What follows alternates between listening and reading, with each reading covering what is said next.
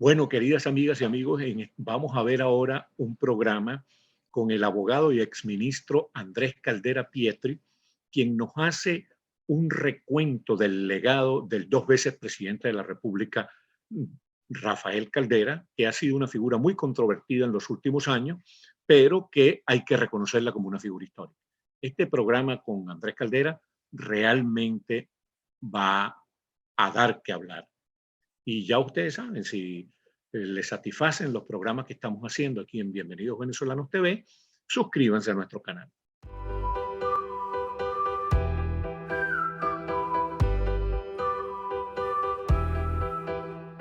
Bienvenidas, queridas amigas y amigos, a Tierra de Gracia con Alexis Ortiz por Bienvenidos Venezolanos TV.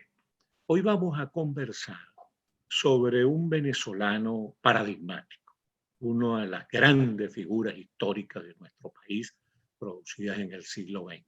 El doctor Rafael Caldera, dos veces presidente de la República, una figura mundial, incluso fue presidente del Parlamento Mundial, un profesor universitario destacadísimo, un académico de la lengua y de las ciencias sociales, un escritor, un hombre realmente modélico que nos alimenta la autoestima a los venezolanos.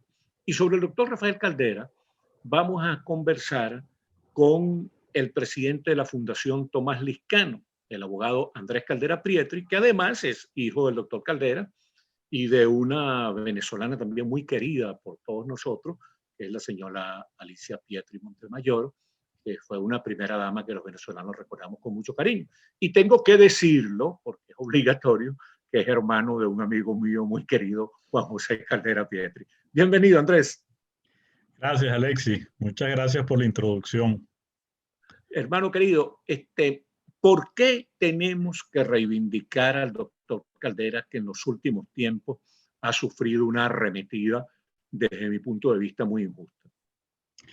Tú sabes que yo le oí a un profesor universitario una frase que me pareció muy interesante, que es que no se puede estudiar el siglo XX venezolano sin la figura de Rafael Caldera, que es prácticamente todo el siglo XX en política. Caldera arranca con la muerte de Gómez cuando tiene 20 años, que participa en la primera ley del trabajo que fue revolucionaria para esa época, que se aprueba durante el gobierno de López Contreras. Él escribe 3 artículos en el periódico sobre lo que debía ser una ley del trabajo y Diógenes Escalante, que era el ministro del Interior, lo manda a llamar, se impresiona de ver lo joven que era y le dice, caramba, pero usted es muy joven, yo pensaba nombrarlo director de la oficina, pero entonces él le dice, mire, aunque sea escribiente, si me mete escribiente, yo trabajo encantado de la vida, lo ponen de su director y participa en la redacción de la primera ley del trabajo, que fue además uno de sus grandes compromisos vitales, pues durante toda su vida estuvo comprometido con los trabajadores y con las reivindicaciones laborales. Pero ahí arranca su vida Y eso política. es lo que lo hace aparecer como un hombre de la generación del 36.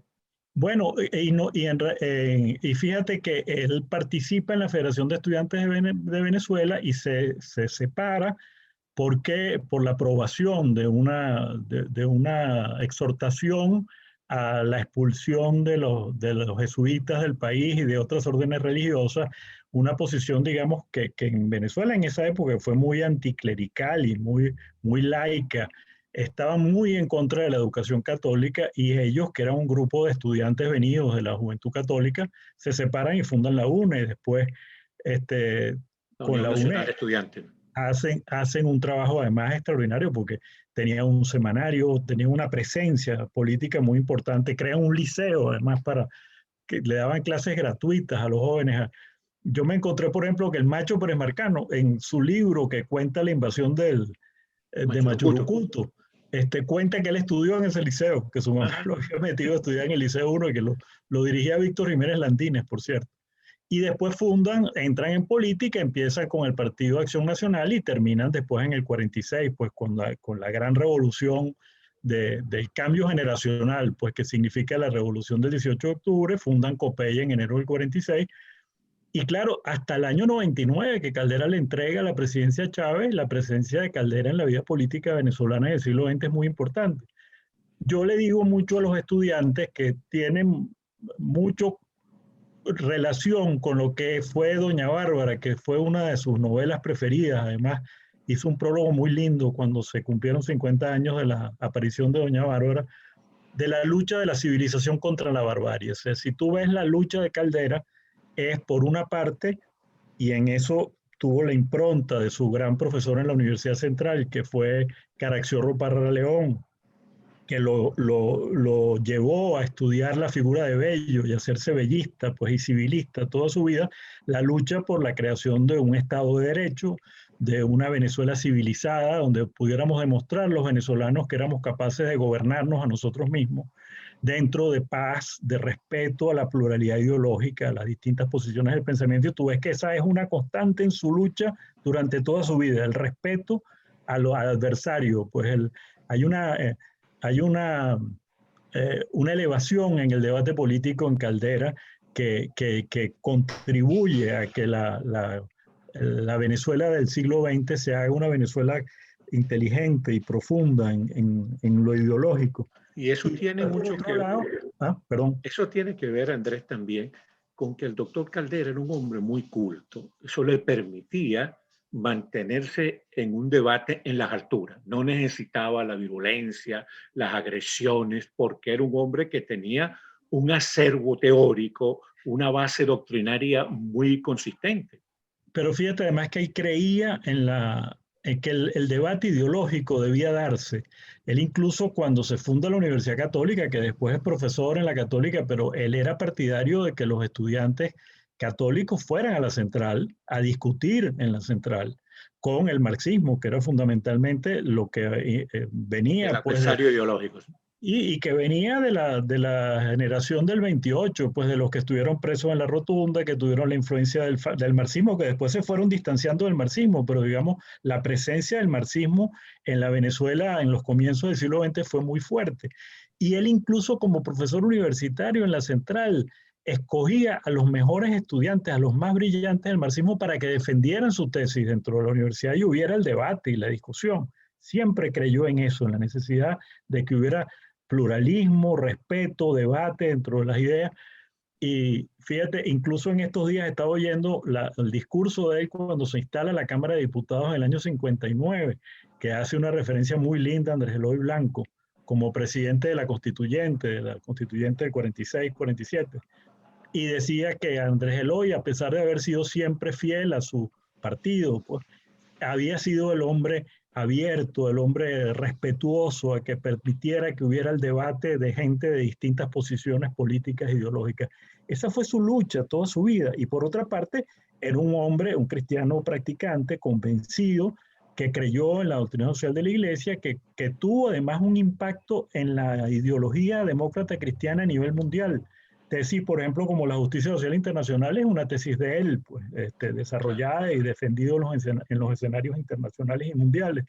Es una de las figuras con pensamiento propio dentro del mundo social cristiano y luchó por crear una corriente que no fuera simplemente un círculo de intelectuales que hicieran un manifiesto de vez en cuando, sino un partido de masas, pues se lanzó a la calle y poco a poco fue una lucha constante, continua, que empezó en el 47, en la elección con Rómulo Gallegos, que era evidentemente el ganador aplastante de esas elecciones, y empieza a recorrer el país y a crear un partido y a hacerlo crecer y crecer. En 4 elecciones llega a la presidencia de la República por primera vez. Además llega por el camino pacífico, por el camino electoral, sin haber nunca participado en golpes de Estado. Por eso... Y no, con el mérito que es muy importante de que en alianza con Rómulo Betancourt preservaron la democracia venezolana de la agresión del comunismo cubano. O sea que derrotaron política y militarmente a Fidel Castro. Pero fíjate que ese proceso es un proceso muy importante para las nuevas generaciones de venezolanos, el estudiarlo y el aprenderlo. Porque los 200 años de vida republicana, nuestra historia es una historia de caudillismo, de héroes, de líderes, de mesías, de golpes, de dictaduras. El esfuerzo que hicieron esos hombres, que ellos confiesan, tú lees muchos artículos de Caldera, que por cierto yo invito a la gente que me está escuchando a navegar nuestra página web, que es rafaelcaldera.com. Allí es la primera biblioteca presidencial virtual que hemos hecho en Venezuela y estamos colocando discursos, conferencias, hay fotografías, videos, pero además artículos de prensa, porque Caldera escribía regularmente en la prensa. Y tú ves que él cuenta cómo ellos aprendieron de sus errores. O sea, lo que fue el trienio del 45 al 48, del lado y lado, pues del lado del sectarismo de Acción Democrática de esa época, de la posición que tuvieron ellos como COPEI, ellos reconocieron, entendieron que por eso cayeron en 10 años de dictadura, de persecuciones, de exilios, que fue todo el proceso que empieza del 48 al 58. Y por eso y de ese aprendizaje de ellos deciden entender. Surgió el pacto de Punto Fijo. Correcto. O sea, cuando Caldera a Caldera lo ponen preso en el año 57, Pérez Jiménez, porque era el candidato de consenso, era la figura civil que existía en el país, que estaba todavía en el país, que no lo habían logrado sacar del país, que podía encabezar a la oposición para la elección presidencial del 57, que Pérez Jiménez la transforma en plebiscito inconstitucionalmente. Pone preso a Caldera 4 meses en la seguridad, bueno, lo secuestra porque no lo dejó ver nadie, pues ni mi mamá lo pudo ver en 4 meses, no sabían dónde estaba, sabían que lo tenía el gobierno, por supuesto. Y le ordenan salir del país.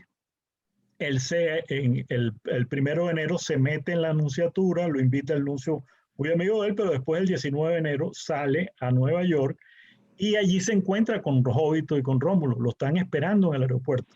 Se reúnen y allí comienza la idea del pacto de Punto Fijo, la idea de que tenían que entenderse por encima de las divergencias, de lo que había sido la historia, de las separaciones que tenían, que habían sido muy fuertes y muy profundas, para poder construir una democracia que le diera estabilidad, paz y progreso al país. El ejemplo de lo que fue el pacto de Punto Fijo, y no solo el pacto como tal de suscribirlo, sino el compromiso de ejecutarlo, pues el haberse mantenido fiel, porque en el caso de Caldera y COPEI, por ejemplo, se mantuvieron durante todo el periodo de Betancur hasta el final. Betancur lo reconoció, el apoyo que le dieron, porque incluso tenían una presión muy fuerte de sus propios partidarios que decían que eso les iba a hacer daño en las elecciones. Si tú ves el debate de Uslar con Caldera en el año 63, que nosotros lo montamos en la página web, está allí, Uslar lo acusa de candidato del gobierno, porque estaban apoyando al presidente Betancur. Y sin embargo, duplicaron la votación en esa elección y ya para la siguiente elección Caldera gana las elecciones, pues. Pero se mantuvieron fieles al pacto, o sea, había el concepto de que el país estaba por encima de ellos. Y es bueno que los venezolanos, ¿ah? Sí, es bueno que los venezolanos sepan, Andrés, que el pacto de Punto Fijo se llama pacto de Punto Fijo porque fue suscrito en la casa del doctor Caldera en Caracas, que se llamaba Punto Fijo. Sí, todavía la ciudad de Punto Fijo creo que no tenía relevancia o no existía. El nombre se lo pone mi papá por un punto que había en la carretera de San Felipe a Nirgua que se llamaba Punto Fijo, con la palabra pegada, no era una palabra compuesta. Eso no lo sabía yo. Él había tenido una gripe muy fuerte, venía de una gira de Maracaibo, había estado incluso mal, y entonces por eso deciden firmar el pacto en la casa. Un pacto en el que, por cierto, tuvo un papel muy relevante Lorenzo Fernández, que es una de las figuras olvidadas de la política venezolana, pero que fue muy importante, y él con Gonzalo Barrios fueron de los que más trabajaron en la elaboración del pacto. Pero lo que quiero decir es que ese periodo de la democracia venezolana, de 40 años de democracia, que significó con todos los defectos y con todos los problemas y con todas las cosas, el periodo de mayor crecimiento, de mayor progreso que tuvo la sociedad venezolana, fue gracias al esfuerzo de esos hombres que hicieron, que eran jefes políticos, pero se sometieron a la ley y a la Constitución. Fue el gran ejemplo que dieron. Y el esfuerzo de que por encima de todas las diferencias, rivalidades, ambiciones personales que son lógicas a veces dentro del mundo de la política, estaba el país, pues, y que había que entender. Ahora, para cambiar un poquito la consonante, Andrés, fíjate tú que se le critica, yo digo que los grandes líderes tienen que ser reivindicados por el balance que uno hace. Cometieron errores porque todos cometemos errores.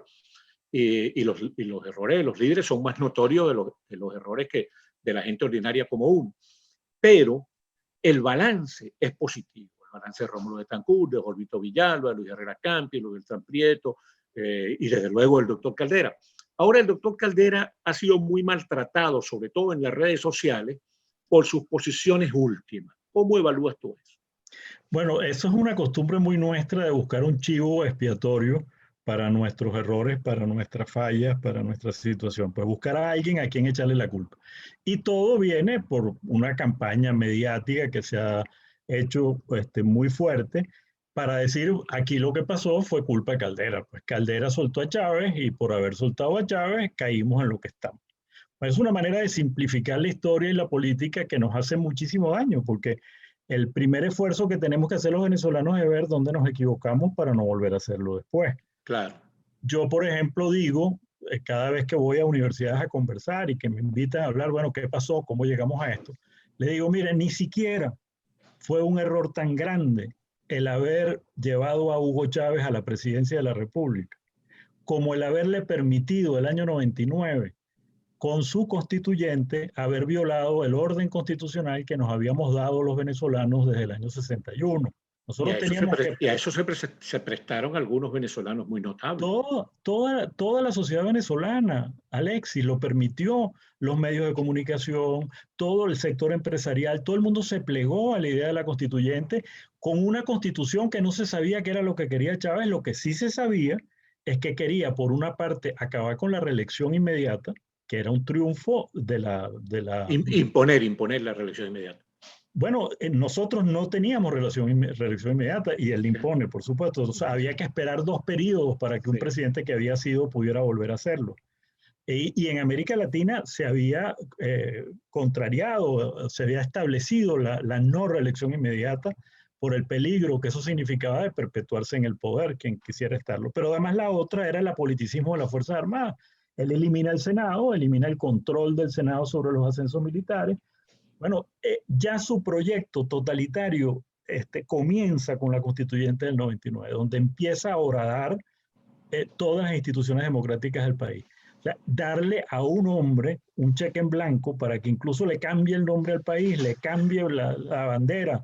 Bueno, hay que ver lo que eso significa, o sea, dónde estaba el país como sociedad institucionalmente para no haberlo permitido. Si Chávez hubiera sido electo si lo hubiera tenido que gobernar con el parlamento que fue electo en el 98, hubiera tenido que gobernar en minoría, como le tocó a Caldera las 2 veces que fue presidente, gobernar en minoría, hubiera tenido los contrapesos y los balances propios de la democracia, no hubiera podido hacer lo que le dio la gana y a los 5 años hubiera tenido que salir de la presidencia. Pero le dieron absoluta carta blanca el país. Para mí ese fue el gran error. Ahora, ¿que Caldera lo liberó? Sí, claro que lo liberó, pero fue una política de pacificación militar que inició el propio presidente Pérez, que fue el que fue víctima de los 2 atentados de golpe el año 92 y lo inició apenas pasó el 4 de febrero. O sea, todavía no habían pasado 2 meses del año 92 cuando comienzan los sobreseimientos al sector militar dados por el propio presidente Pérez. Yo te puedo mostrar un decreto donde sale el 2 de abril del 92, sale de la cárcel, o sea, están sobreseídos Suárez Chourio, que fue figura muy importante ahora, o Marcos Torres, o Rangel Silva, por el propio presidente Pérez. ¿Por qué? Porque las Fuerzas Armadas se habían fracturado. Los alzamientos habían representado una oficialidad que llegaba a casi 700 oficiales entre mayores. El problema interno que tenían las Fuerzas Armadas para gobernar el presidente Pérez era serísimo. Y él es el que inicia el proceso de pacificación militar. Lo continúa el presidente Velázquez y lo termina Caldera cuando llega, que además llega en un momento donde ya tiene intervenido el Banco Latino, una crisis bancaria gigantesca, tiene que cortar el presupuesto en un 10%, está en minoría en el Parlamento y tiene un clamor nacional pidiendo que suelten a los alzados del 4 de febrero, porque eso fue, ahí hay pruebas suficientes, un ofrecimiento de campaña de todos los candidatos presidenciales. Todos los candidatos lo ofrecieron. Todos, Claudio, Fermín, Osvaldo Álvarez Paz, Andrés Velázquez, todos. Velázquez. Caldera no había hecho nada, porque había sido comandante jefe de la Fuerza Armada y se cuidaba de hablar sobre ese tema, pero no había dicho nada concreto sobre eso. Pero la conferencia episcopal lo pedía, los medios de comunicación lo pedían, ya habían introducido un proyecto de ley de amnistía en la Asamblea. Entonces, y en realidad yo lo que le digo a la gente es, Chávez sale de la cárcel y está 4 años en el 4% de las encuestas, certificado por Luis Vicente León y por Datanálisis. En diciembre del 97, Chávez todavía estaba en el 4% de las encuestas. Si tú me dices que hubiera salido a encabezar las encuestas y nadie lo hubiera podido parar hasta el 98, tú dices, caramba, a lo mejor fue una imprudencia. Pero no fue así. Entonces, ¿cuántos venezolanos que tú conoces, Alexis José Vicente Rangel, Arturo Uslar, Jovito Villalba, Luis Beltrán Prieto, cuántos no quisieron ser presidente de la República y no pudieron llegar? Ah, ¿por qué llegó Hugo Chávez a la presidencia? Porque lo apoyaron sectores económicos y empresariales y mediáticos muy poderosos del Sí, país. señor. Bueno, mi Y lo querido llevan en Andrés, el año 98 a ser presidente. así Entonces, es. entonces la culpa fue de Caldera porque lo soltó. O sea, estamos simplificando la historia, estamos cometiendo un error en el análisis de la historia, porque en el fondo lo que nos pasó y lo que no nos puede volver a pasar es que como venezolanos tenemos que defender nuestra institucionalidad democrática, Sí, no señor. ponerlas en manos de una persona, de un caudillo, de un mesías, por más simpático que nos pueda parecer en un momento determinado. Palabras muy sabias. Bueno, este fue Andrés Caldera Pietri. Muchísimas gracias, Andrés, y muchísimas gracias a ustedes, queridas amigas y amigos,